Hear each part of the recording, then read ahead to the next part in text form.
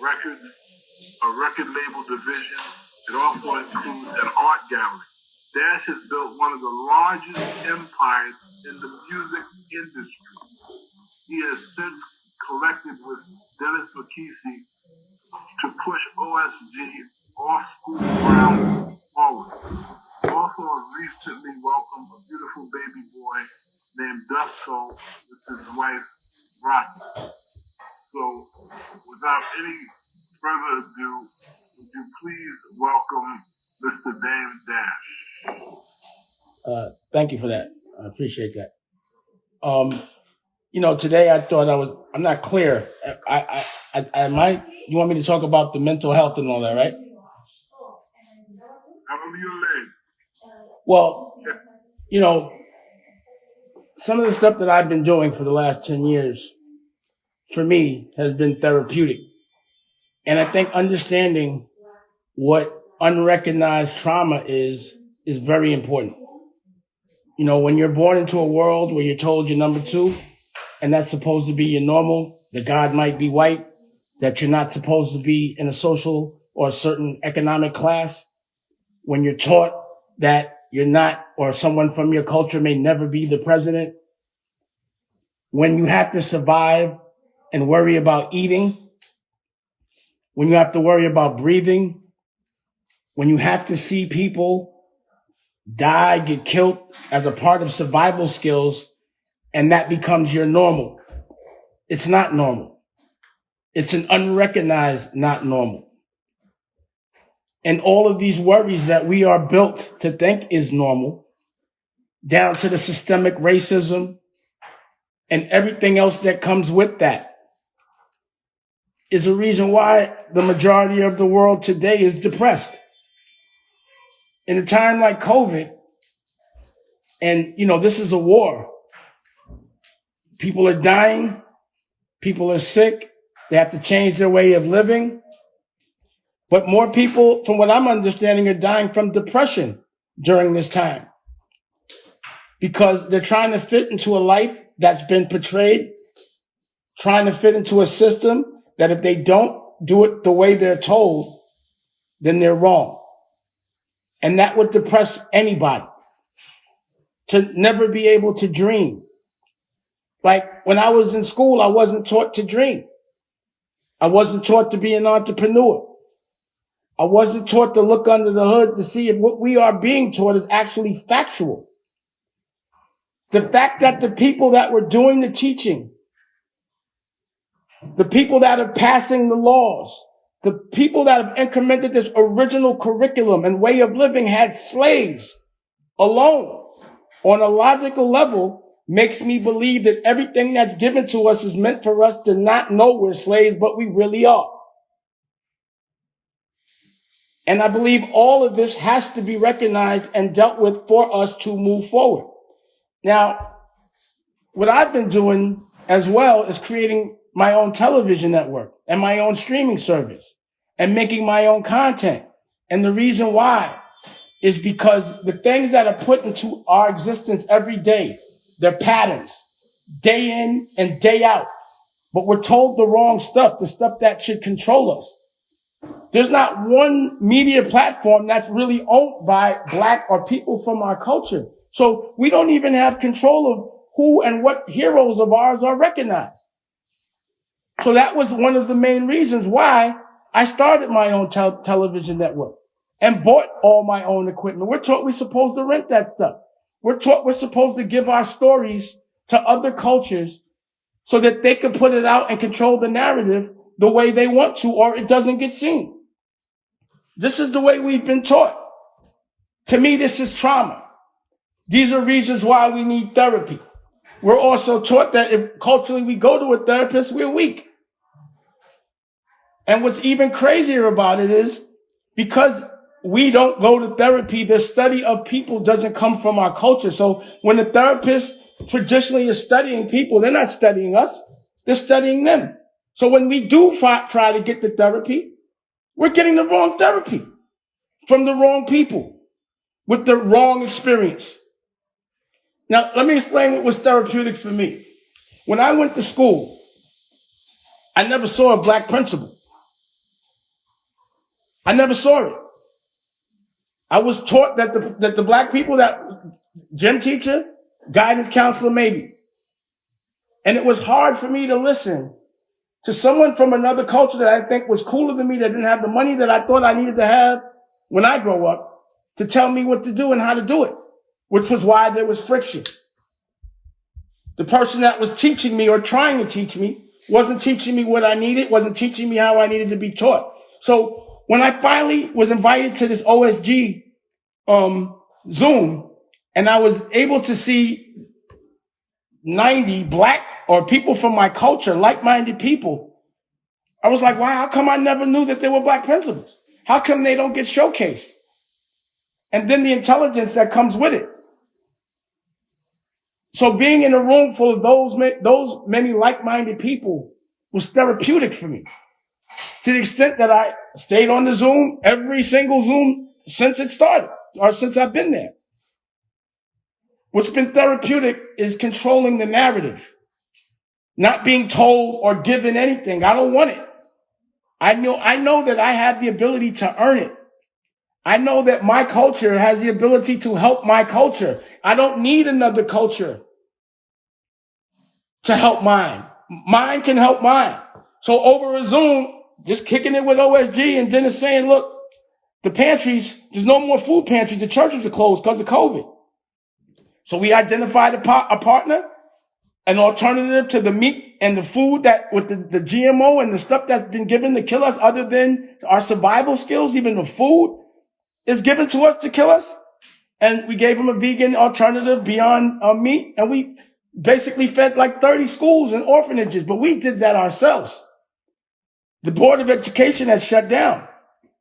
That was therapeutic for me, to know that I and the people that are from my culture can get together and do this in the middle of a pandemic and no one got sick. That was therapeutic for me. You know what's been therapeutic for me? When I go into a racist house and I come back and buy the house and kick them out. That's what's made me feel better. I'm not waiting for my oppressor to give me any tools to unoppress me. I'm expecting my oppressor to keep oppressing me, but for me to be as neutralized and calm as possible. You know, I understand with the riots is because people weren't internalizing racism to the extent that we fight each other. Now, this seems like a program. How can we keep everyone that's strong from hurting us? Let's keep them fighting each other, and we control that. So what really triggers me, because also with therapy, is you have to understand your triggers. It triggers me when someone from our culture gets caught up in that program and glorifies hurting each other and not saying or having any accountability to the oppressor. So, you know, I'm from an extreme circumstance, but the people I'm around are from a way more extreme circumstance. And they have to put that work in, and there are people I know that do that, and I'm like, yo, you get in a lot of shootouts. You shot a lot of people. You ever shot at somebody white? Now, I'm not saying do it, but have you? No. But you're all right with shooting at your brother and then putting yourself in a position that somebody white's going to be telling you what to do behind bars? That's a program. That every time we get together, we fight each other because we think they're the plug and we're trying to protect them. Program. So within the television network, we also like to showcase the people that deserve to be showcased, which is why I made a conscious decision to showcase every one of these principles that fight for our children when they're not paid to do it, that fight for our children before they fight for their own. It's a program to think that you're supposed to meet. Go to school, get taken away from your parents to be taught that the only way that you fit in is if you go to another school, go get debt, have somebody hire you, and you only relax when you're 70, but you got debt. And you're supposed to be thankful for that. That's traumatizing to me. Unrecognized, that we're taught that. It's traumatizing to me That when I walk in the hospital, I just had a baby. When I walk into school and I walk in the courtroom and I walk into jail, it's the same setting, same walls, same structure. That's traumatizing to me. Why would we not in the hospital make it look like a health spa?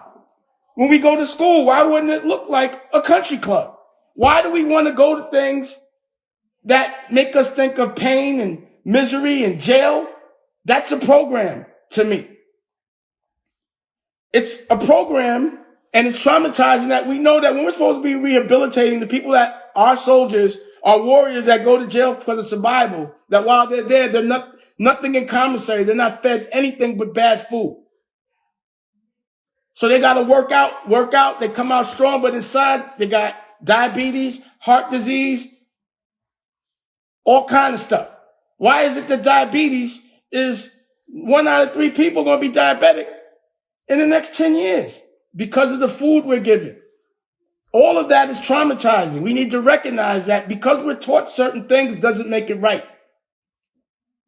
It's never made sense to me that our elected officials were taught how to be elected officials, not in school, but out of school. I was never taught to know how to lobby or how to vote. I was taught how to play basketball, though. I was taught that unless you are entertainment, you will not be out of a certain social and economic class. Traumatizing. Which one are you going to choose? Basketball or a job? And, you devote your whole life to a sport. And then if you break your ankle right before, you're done. And you can't even fit in. And then what's next? Crime, jail. It's traumatizing that they build the jails based on how many people can't read. All these things need to be addressed. It's traumatizing. And this one is going to hit hard. It bothers people. Now, I believe in God. I believe in the Bible and all of that. But what I do know is the proper pronunciation of the word Jesus is Yahshua. But we subscribe to a European interpretation of the name given to us by more Europeans. So we automatically think that we are not number one, and then God is mad at us because we're calling them by the wrong name. Now, we become aware of this, but because we're taught that that's taboo to even touch that, even though nothing in the Bible happened in Europe, we still subscribe to a European interpretation of the name. Traumatizing. So for me, I don't sit in a dark room and worry about what other people are going to do and how they're going to help me and how they're going to help my culture. I'm sick of seeing pictures of white people picking up black babies. They need to have us showing us, helping us. And we fix the narrative. We control our economic environment, not wait to be given. Understanding how to sell something besides drugs, which is easy these days. We need to showcase our lawmakers and the people that fight for us, like all of you on here. You guys should be the superheroes, not people that are going to do what they can do just to stay where they're at and sacrifice their whole culture. These things should not be celebrated. We need to understand what the distractions are and how we should use our time. And that when there's change, it doesn't mean it's bad because we all need change. The great thing about this pandemic is that it showcased that we can make money from the house, that you can make money a different way, that you can depend on yourself. If you're dependent on you, you can make money. You don't have to be dependent on anybody else. And the world is never going to be the same. It's not a bad thing because the world, as it existed before, it could use a change. We could all use a change. But I know no matter what, every time I move into a house, it has to be a bigger house. But when I tell my girl and my wife, yo, we got to move, even though it's to a bigger house, she still feels anxiety. She still panics. It's just because we got to move. Don't worry about that move. Embrace that move. Just go to a bigger house. Move to a bigger life. Look for a bigger plan. This is the time for new education, new ways for laws to get passed. It doesn't make sense for me to listen to a law passed by anybody that was made by someone that had slaves. That means every single law and every single thing that was taught by someone that had slaves should be revisited. Because in this day, they'd be criminals. So how are we listening to laws and listening to education that's been implemented by criminals? So to me, all this is trauma. All this is unrecognized trauma. I think perspective and narrative and the way you approach things means everything. And understanding everyone else's success isn't your success. You have to find what your success is. As a man, my success is taking care of the people I love, making sure that the people that I love never have to go through the same pain that I had to go through. If the people I love have to have the same experiences as me, I failed to me as a man.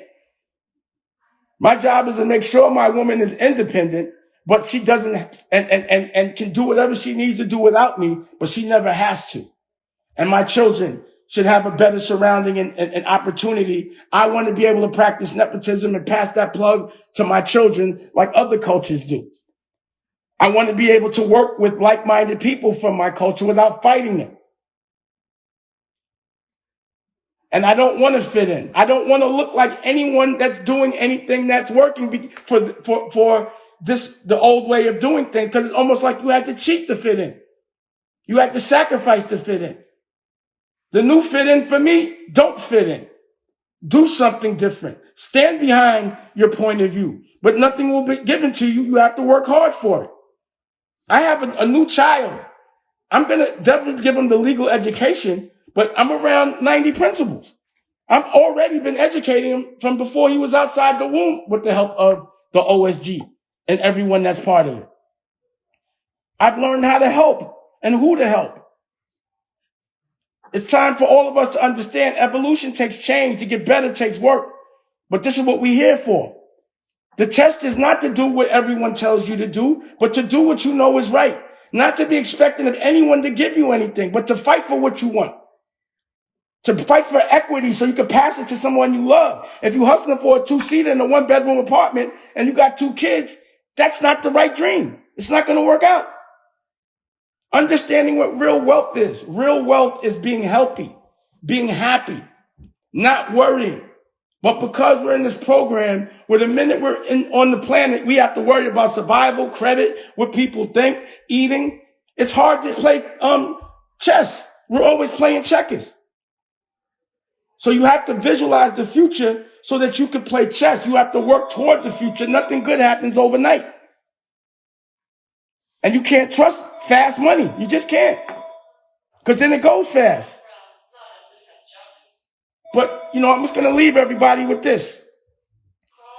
This normal that has been given to us, it's not normal. Understand that. Being happy is normal. Raising your children are normal. Being financially empowered, but fighting for it. First generation bread and wealth is not the easiest, it's the roughest. But being a founder, really having a point of view and fighting for it, that's what will last for your family. You don't want to get on the block when it's crowded. You have to have a new idea. And if your dreams don't scare people, then they might not be dreams. They should be things that people don't want to do because they're scared. Then you're doing the right thing. So, I'm not the guy that wants to fit in. I'm not the guy that wants to know how to survive in another man's system or how to get in another man's house. I'm about building my own. And I'm about empowering the people that deserve it. So again, on my network, I have Healing is Gangster, and I do public therapy because I need it. I lost a baby last year, and with the help of therapy and keeping my brain together, a year later, I'm not in a dark room, I'm in a bright room, I'm celebrating. And if you don't learn from a loss, then that's what it is. It's a loss. But if you learn from it, then it's a learning experience. It's a W if you come back and beat it the next time. Being a boss doesn't mean life gets easier. It means it gets harder. It means more responsibility, more challenges, more people to take care of. More people that are going to test your faith and try to rob you, but you still got to be good despite that. And it's about, sticking together with people that deserve it. But if you don't know how to love yourself, it's going to be hard to love others. So this is a great time because it's a new world. Embrace it. Figure out what the future looks like And if your plans don't survive in a pandemic, then that's the wrong plan. Because moving forward, invest in something that is pandemic proof. You know, residual income is what I like. So being healthy in your mind is important. Making sure you work out and making sure you stay healthy physically is important. Making sure you stay healthy economically is important. And making sure your family's laughing and happy and you spending time, because that's the real wealth. That's important. So I appreciate everybody and what everyone's doing out there. The mayor, Priscilla, who called me on, OSG. I appreciate everyone letting me speak because a lot of people cut me off when I start talking. I appreciate that. And whoever's fighting for others before themselves as well as themselves, I'm with you. And let's fight together. But this is a great time because we're coming together and we're showcasing we can do it on our own. Thank you very much. Have a happy holiday. And don't only, make it where the holidays is when you hang out with your family. Because that's what we're programmed to think. To me, every day is a holiday. I try to sit at the table with my family every day and I appreciate it every day. If I miss a holiday, I'm not that mad about it because every day is a holiday. I'm not going to be programmed to only see my family 4 times a year, go on vacation 3 times a year, and work 5 days and only take 2 off. It's the opposite of that for me. Thank you.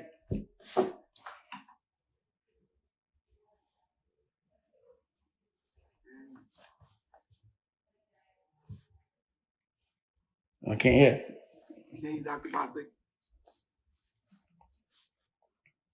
Thank you, Dame, for giving up your time and certainly that inspirational message. I hope that all of our young people who are on this Zoom summit has been taking that in, as well as all the other messages that they've heard on this afternoon. We have one more speaker, this time from the field of education, Dennis Mckessie, who is the president and senior lead consultant of In Our Best Interests LLC. Dennis is a dedicated, innovative, and resourceful education professional with more than 20 years of experience in working for private, public, and charter schools in New York City. He is a graduate of Mercy College with accreditations in school administration and supervision, as well as the Columbia University Graduate School of Business Leadership Development Program. He also serves as a graduate professor at his alma mater, Mercy College, in the Educational Leadership Department. He inspires his students to promote success. If you want another amazing video with the one and only Dame Dash, check it out right there next to me. I think you'll enjoy it. Continue to believe, and I'll see you there.